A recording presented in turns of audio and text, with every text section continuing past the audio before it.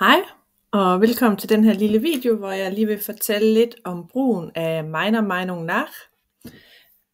Som der står her på det her slide, så betyder meiner Meinung nach efter min mening.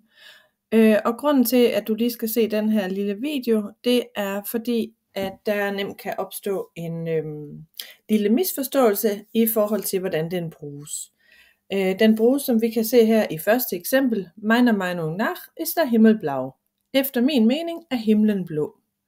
Nogen tænker, at den betyder jeg synes, og hvis man kommer til det, så kommer man til at lave en sætning som den her nede, som altså er forkert. Hernede står der meiner Meinung nach ist, dass der Himmel blau ist. Og det er, der vil stå efter min mening er, at himlen er blå. Og som man måske godt kan høre på dansk, så lyder det ikke så godt, og det samme gør det i hvert fald heller ikke på tysk. Så meiner Meinung nach ist der Himmel blau, sådan lyder sætningen, det er en hovedsætning.